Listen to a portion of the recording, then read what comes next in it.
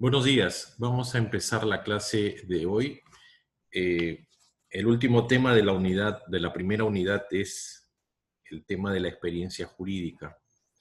Es importante estudiar este tema porque eh, el filósofo del derecho está interesado no solamente en describir, ¿no? Reflexionar acerca de las normas jurídicas, de la ciencia jurídica, sino también de toda la experiencia que nosotros tenemos en, en relación con el hecho jurídico, con el fenómeno jurídico que se expresa en la realidad, ¿no? Porque hay varios niveles, ¿no? de tener contacto con el derecho. Las personas comunes y corrientes tienen contacto con el derecho, pero también tienen contacto con el derecho los especialistas, ¿no? Tienen contacto con el derecho los juristas, tienen contacto con el derecho los jueces, los fiscales, ¿no? Entonces hay una gama de operadores jurídicos y que todo esto constituye la realidad jurídica. Entonces, vamos a estudiar lo que es la experiencia jurídica y qué cosa es a partir de esto, qué cosa debería o deberíamos hacer en un curso de filosofía del derecho. Entonces les voy a poner una diapositiva, voy a compartir una diapositiva sobre la experiencia jurídica. Bien, entonces, ¿qué cosa es la experiencia? ¿No? La experiencia en verdad es un concepto que tiene varios significados. Nosotros, para poder entender lo que es la experiencia jurídica, debemos de explicar en qué consiste la experiencia en sí, ¿no? La experiencia. Y para ello vamos a tomar del prestado del diccionario de Ferrater Mora, un diccionario filosófico muy importante de este autor, para explicarles en qué consiste la experiencia originaria y la experiencia integral, ¿no? Como dos conceptos fundamentales, claves para entender qué cosa es la experiencia, ¿no? Entonces, Ferrater Mora señala que la palabra experiencia tiene dos sentidos o dos significados, ¿no? La experiencia como confirmación o posibilidad de confirmación empírica de datos, ¿no? O sea, el primer sentido de la palabra experiencia tiene que ver con la posibilidad que nosotros tenemos de entrar en contacto con los datos del mundo a través de nuestros sentidos, ¿no? O sea, la experiencia sensorial es clave acá, ¿no? Es una experiencia para confirmar los datos del mundo, ¿no? Por eso en la diapositiva está señalada que a esta experiencia se le llama experiencia originaria, ¿no? Porque esta confirmación de datos, esta confirmación empírica, ¿no? Nos posibilita, ¿no? Nos posibilita entrar en contacto con el mundo. Y además, una cuestión importantísima, ¿no? Que a partir de este contacto con el mundo, nosotros vamos a conocer el mundo, ¿no? Y por eso se dice que esta experiencia originaria eh, origina el conocimiento, o sea, es el origen de nuestro conocimiento. O sea, ese es el primer sentido del concepto de experiencia, ¿no? Experiencia originaria, una experiencia en donde los sentidos juegan un papel importante para la confirmación de los datos que están en el mundo exterior, ¿no? A nosotros, ¿no? Nosotros somos los sujetos que vamos a conocer este mundo a través de nuestros sentidos, ¿no? Es importante el origen del conocimiento, que es un origen sensorial, un origen a partir de los sentidos. Kant, un filósofo muy conocido, muy famoso de la Edad Moderna, decía que si bien el origen del conocimiento es la experiencia, no todo el conocimiento se funda en la experiencia. Muy importante lo que dice Kant. O sea, el origen del conocimiento son nuestros sentidos. O sea, a partir de ahí. Pero Kant va un poquito más allá. Kant dice que, si bien es cierto, todo conocimiento se origina con la experiencia, no todo conocimiento se funda en la experiencia, ¿no? O sea, Kant es un filósofo importante porque pretende conciliar dos corrientes filosóficas que aparecen antes de él, ¿no? O sea, el racionalismo francés de Descartes, por un lado, el racionalismo, o sea, el conocimiento se origina con la razón, o el fundamento del conocimiento es la razón, y por otro lado está el empirismo inglés, ¿no? En donde el empirismo inglés dice que la experiencia es el origen de nuestro conocimiento, ¿no? Y es el verdadero conocimiento. Entonces, lo que hace Kant es conciliar el empirismo inglés con el racionalismo francés. Por eso él dice que, si bien es cierto, todo conocimiento se origina con la experiencia, con los sentidos, no todo conocimiento se funda en él. Muy interesante lo que dice Kant. Entonces, volvamos al tema de la experiencia originaria. O sea, la experiencia originaria es una cuestión importantísima porque es el contacto que nosotros tenemos con el mundo, ¿no?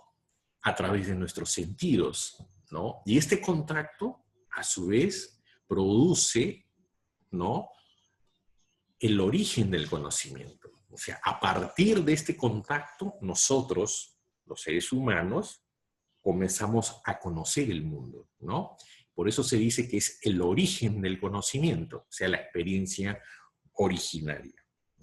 El otro sentido que señala Ferrater Mora tiene que ver con la experiencia como hecho de vivir algo, dado anteriormente a toda reflexión o predicación.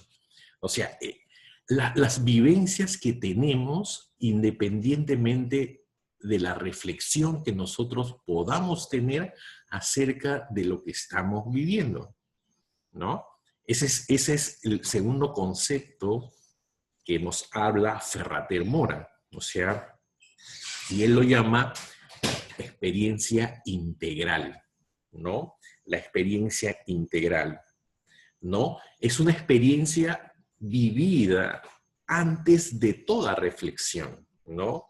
De toda predicación, o sea, de lo que yo digo muchas veces, que es el conocimiento, o sea, esta experiencia integral es el hecho de vivir sin mirarnos a nosotros mismos, o sea, sin dar un paso atrás para ver lo que estamos haciendo, ¿no?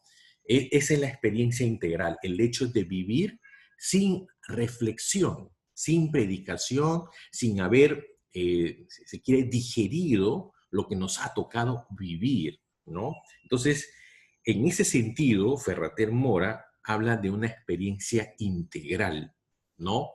Ya viene a ser el contacto que tenemos con todos los elementos del mundo, ¿no? Del mundo exterior. Tenemos un mundo exterior a nosotros. Entonces, la experiencia integral es este contacto con el mundo que tenemos. Ya no es una experiencia originaria, sino es una experiencia con todo el mundo, ¿no? O sea, con los datos políticos, con los datos culturales, con los datos económicos, con los datos jurídicos, etcétera, etcétera, ¿no? Esta experiencia integral nos da nuestra concepción del mundo, ¿no? O sea, en las primeras clases, no sé si recuerdan, yo les decía que todos los seres humanos, todos los hombres y todos los pueblos tienen una concepción del mundo. Los alemanes llamaban Weltanschauung, o sea, una cosmovisión del mundo y de la vida. O sea, la experiencia integral nos va a dar esta concepción que nosotros tenemos del mundo y de alguna manera esta experiencia integral nos convierte a todos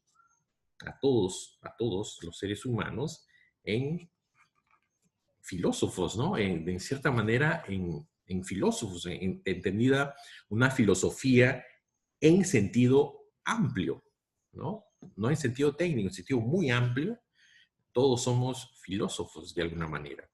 Entonces, todos tenemos, a partir de esta experiencia integral, ¿no? Este contacto con todos los elementos del mundo, ¿no?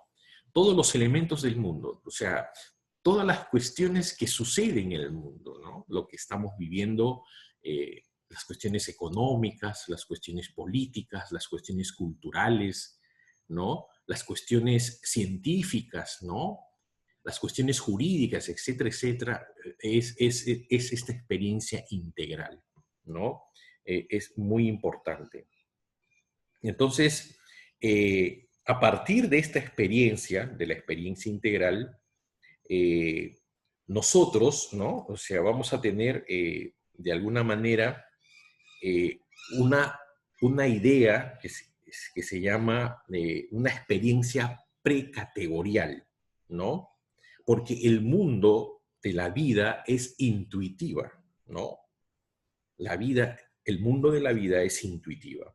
O sea, nos da una experiencia precategorial, anterior a la formación de conceptos.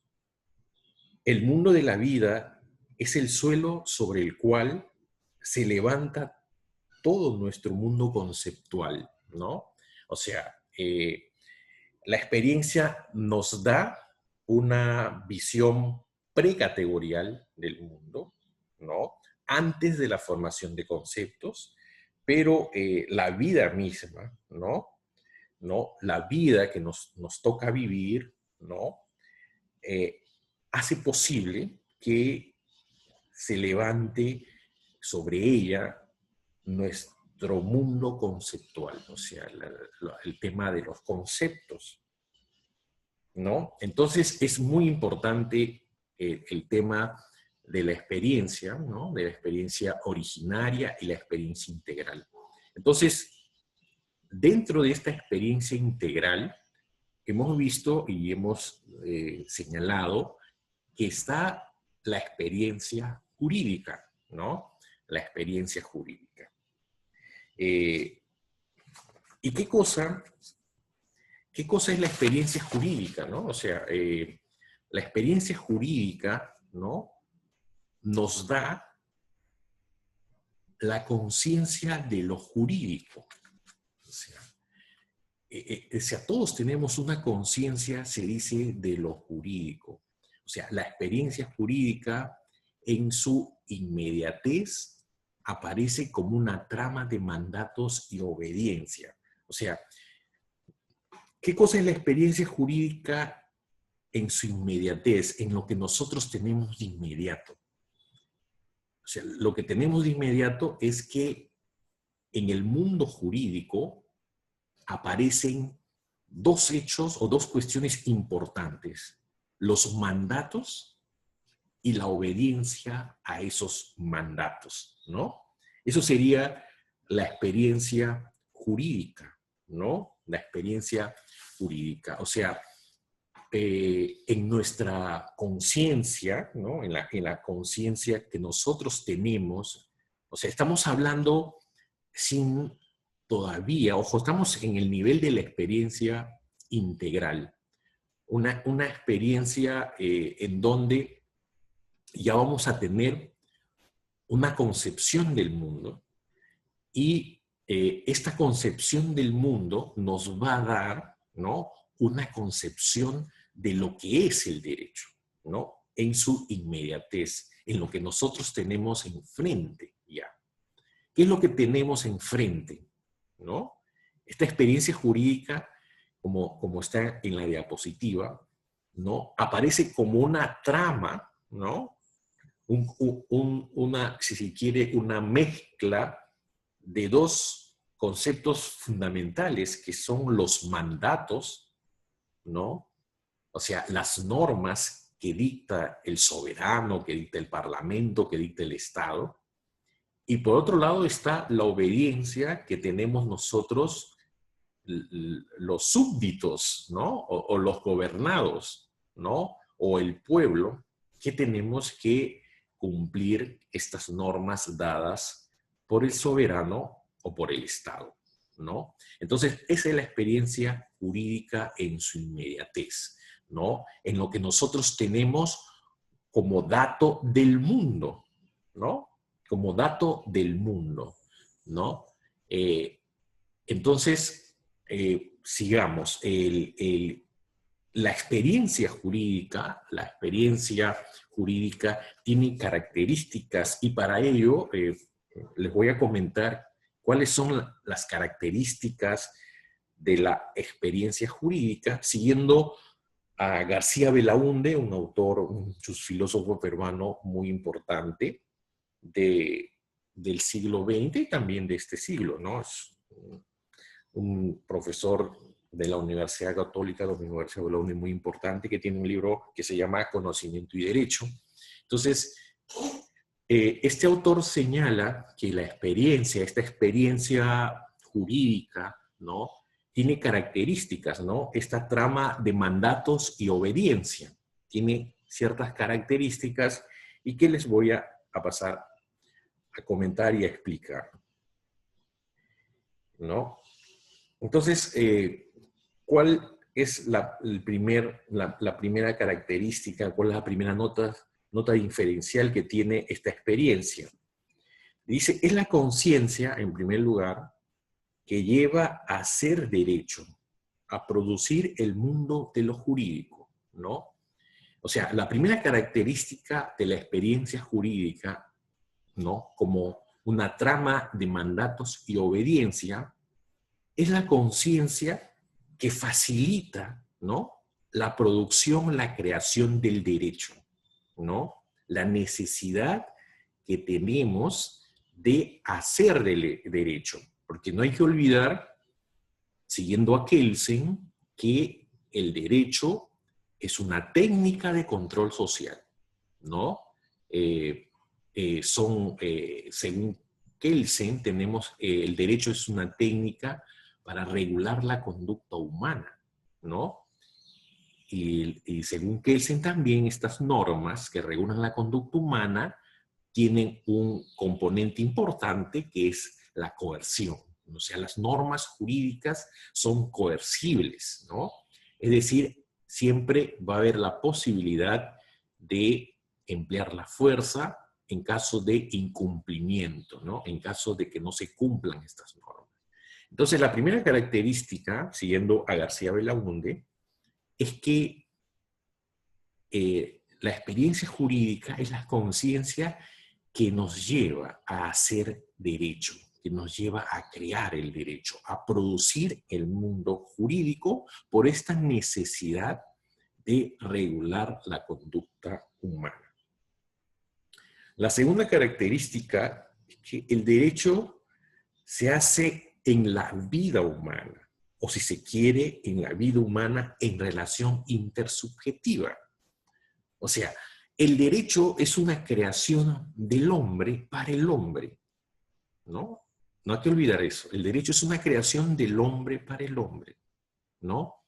Y por tanto, el derecho no se manifiesta, el derecho se hace, ¿no? El derecho aparece en la vida de los hombres, en la vida humana. Y la vida humana siempre es una relación de dos, una relación intersubjetiva, de dos o más, siempre. O sea, una de las características del derecho es su bilateralidad, ¿no? Entonces, se habla de una relación intersubjetiva. Siempre este elemento va a existir en toda relación jurídica, ¿no? La relación de dos personas. Por eso se dice que el derecho se hace en la vida humana, ¿no? En la vida humana, como segundo dato característico, como segunda característica. La tercera característica es que el derecho no es primariamente un producto intelectual, sino el resultado de actos de voluntad, Eso es muy, muy importante. Actos de voluntad. Es decir, siempre el derecho se va a dar en función de que existen en toda sociedad gobernantes y gobernados. Y los gobernantes son los que van a establecer cuáles son las reglas del juego, o sea, cuál es el derecho, y a partir de estas normas que dicta el soberano, ¿no? Se entiende por eso que es un acto de voluntad, porque lo que pretende el mandatario, lo que pretende el soberano, es regular la conducta de las personas en función de ciertas políticas jurídicas y de ciertos valores jurídicos que tiene el gobernante, que tiene el gobierno, que tiene el soberano. Por eso se dice que primariamente el derecho no es un producto intelectual, sino es un producto de voluntad, de lo que yo quiero o de lo que quiere el gobernante, ¿no?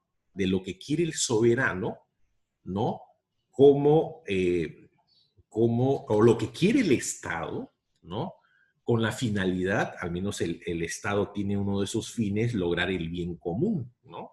Por eso se dice que es un acto de voluntad y no es un acto intelectual, o sea, de estar pensando, de estar reflexionando sobre las cosas, sino qué es lo que se debe hacer, qué es lo que se tiene que hacer como característica de esta experiencia jurídica. La cuarta característica de esta experiencia jurídica es que esta voluntad, o sea, esta voluntad, este acto de voluntad, se objetiva en los productos jurídicos, ¿no? O sea, los actos de voluntad hacen que se generen los conceptos jurídicos, las instituciones jurídicas. Estos actos de voluntad, ¿no? Hacen que se den normas, leyes, ¿no? Que son los productos jurídicos. ¿Cuáles son los productos jurídicos? El primer producto, el más importante, en nuestro sistema jurídico, que es un sistema escrito, es la ley, ¿no?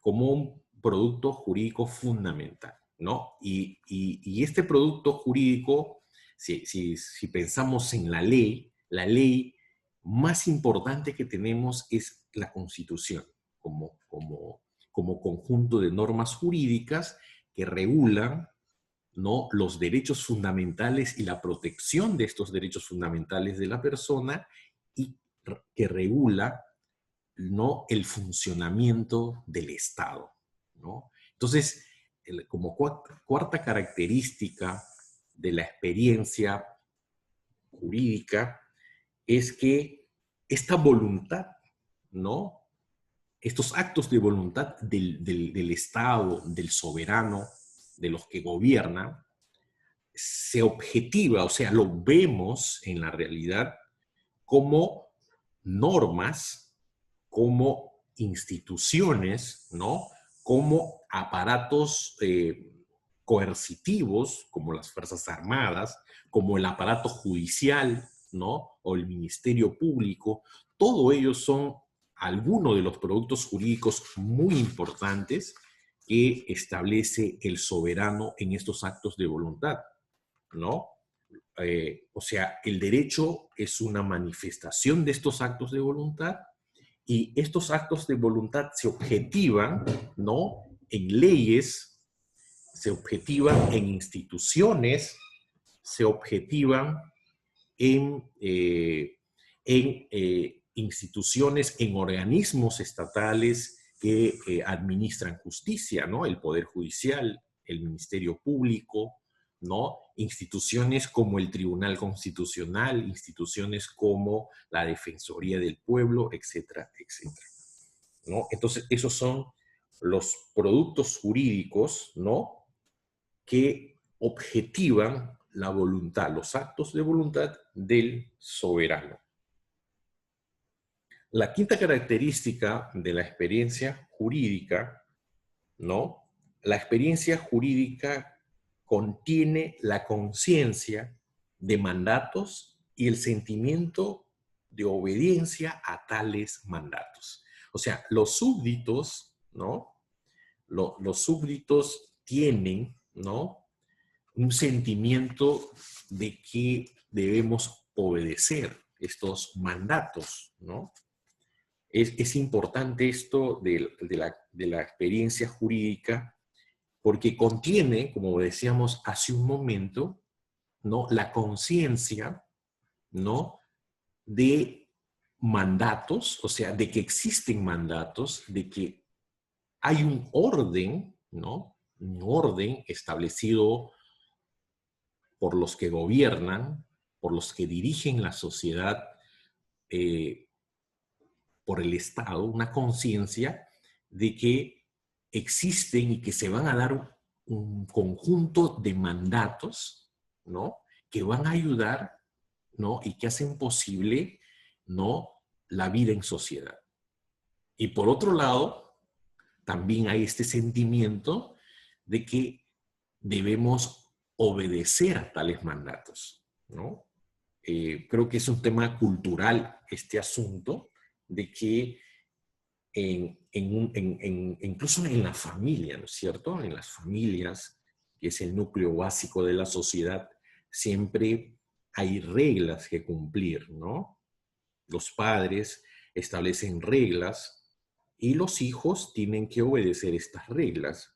Por eso se dice que hay una conciencia de mandatos y también hay un sentimiento de obediencia a tales mandatos. O sea, como un tema de carácter general, ¿no? Para que la sociedad sea una sociedad ordenada y no entrar en la anarquía, porque si no hay esta conciencia de obediencia a tales mandatos, entonces, de hecho que hay personas que son contrarios a todo esto, son anárquicos, evidentemente van en contra de lo que la mayoría siempre tiene, ¿no? De que es importante obedecer estos mandatos, porque obedeciendo tales mandatos, la sociedad, ¿no?, el grupo, tiene un orden. Y el orden es importante porque si no, imperaría la ley del más fuerte, la ley de la selva. Y en la vida en sociedad, la vida en común que tenemos los seres humanos, siempre pretendemos que exista un orden, ¿no? Exista reglas que hagan posible esta vida, porque si no, estaríamos en un problema de la ley del más fuerte, ¿no? La ley de la selva. Entonces, esta experiencia jurídica tiene estas dos componentes importantes, la conciencia de mandatos y el sentimiento de obediencia a tales mandatos. Y finalmente, la sexta característica es que en toda experiencia jurídica hay una dirección estimativa, axiológica, ¿no? Hay voluntad de realizar valores dentro de un determinado medio concreto, ¿no? O sea, estos actos de voluntad, ¿no?, estos productos jurídicos, ¿no?, que se dan en la realidad, que nosotros lo tenemos, esta conciencia de mandatos y de sentimientos a obediencia a tales mandatos, significa de que detrás de todo esto, en la experiencia jurídica, existe esta voluntad de realizar valores, ¿no?, dentro de una sociedad. O sea, las sociedades establecen una jerarquía, si se quiere, de valores, ¿no? O un conjunto de valores, ¿no? Y que se pueden establecer incluso jerarquías. Hay filósofos que consideran que los valores, Max Scheler es un filósofo que dice que los valores tienen que tener o tienen una jerarquía, ¿no? O sea, hay valores que están por encima de otros valores. Pero en toda sociedad lo que debe quedar claro es que hay un conjunto de valores que pretendemos realizar a partir de la creación de estas normas, de estas reglas, ¿no? De estos mandatos.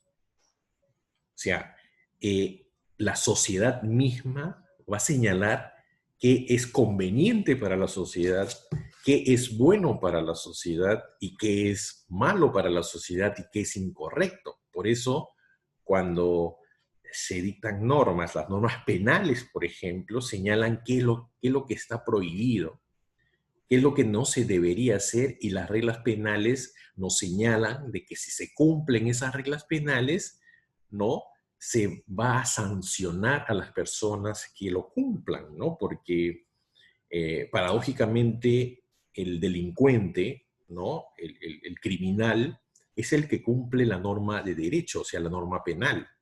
O sea, se adecúa su comportamiento a un supuesto que va a generar una consecuencia, que va a generar una sanción, ¿no es cierto? Entonces, estas serían las características, ¿no?, de la experiencia jurídica, y lo hemos hecho siguiendo a este autor muy importante que es García Belaúnde, Domingo García Belaúnde, que es un gran jurista y un filósofo, especialista en derecho constitucional, pero también ha escrito temas de filosofía jurídica. Tenemos unos minutos, unos 5 minutos. No sé si quieren hacer alguna pregunta, porque en la segunda sesión, para terminar esta unidad, estaríamos explicando en qué consiste la estructura de la experiencia jurídica. No sé si tienen alguna pregunta o algún comentario.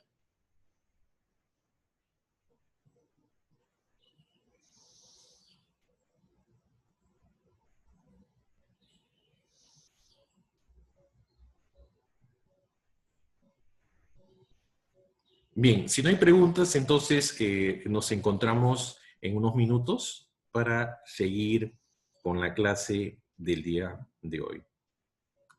Entonces, buenos días.